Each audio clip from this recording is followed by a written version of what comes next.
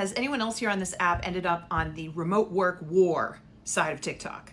I'm talking my feed is filled with studies about, why these old school employers are demanding us to really come back into the office, and contradictory studies about why it's not good to be remote. I mean, just everyone's got an issue about remote work. But the reality is, and stick with me because I think you'll agree with me on this, because of inflation and because of the fact that honestly there's a ton of layoffs going on right now, and the actual adjusted unemployment rate, when we account for all the people that are underemployed right now or have just opted out of the system, it's much higher. So it's not a good market for looking for a job right now. This will change, but right now I'd say for the next 6 to 18 months. And this is giving employers a temporary upper hand in dragging people back into office positions because there's just not enough remote work. There's also this weird thing going on right now, which is once companies figure out that there are cheaper remote workers in other countries where the cost of living is much lower, guess where they're sending those jobs? So there's a lot going on, a lot of turmoil, fewer remote jobs available for these two reasons. And with inflation and unemployment, people are going to have to cave and go back into the office. But I think that's a good thing, and I'll tell you why.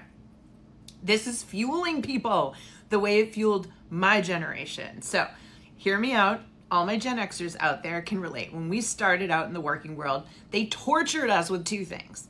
My own job, I can remember it. First, they tortured us with, we had to be there for set hours. And if you were late, you literally got in trouble. I started this job one time and I was crushing it. I was doing really well, like 6 months into it. So much so that my boss pulled me aside and she said, look, you're going to ruin your career here.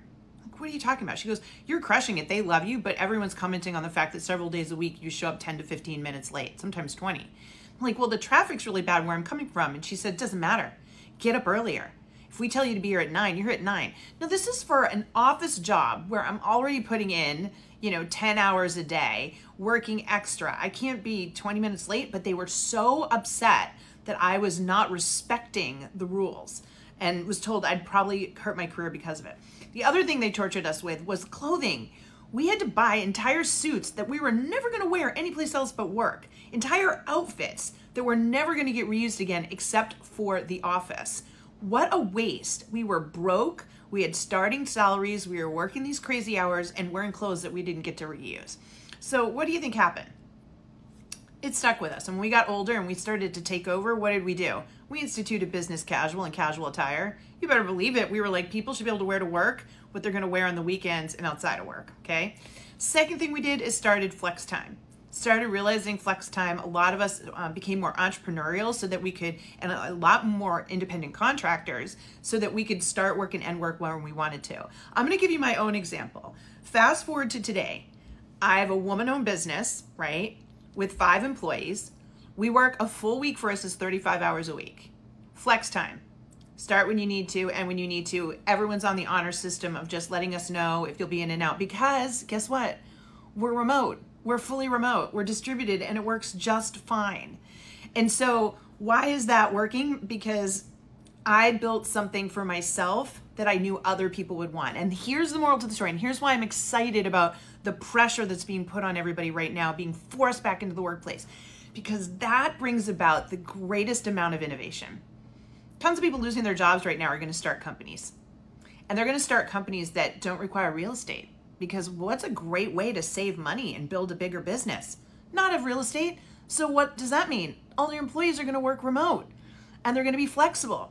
And these companies are going to rise up, and the next unicorn, the next fully remote unicorn's coming, I promise you, because of these constraints. So I guess the moral of the story is all this turmoil that's happening right now that's blowing up on my TikTok feed, I see it as a good thing because it's going to inspire a whole generation of people to build businesses and lives that work for them the way I know I did for me and so many of my other Gen X peers.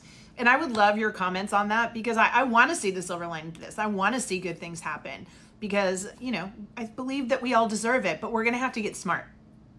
We're going to have to get innovative and creative and buck the status quo, right? You can get as mad as you want at corporate America and blame them. That's not going to do you anything. The best revenge is to build what you want and make it happen.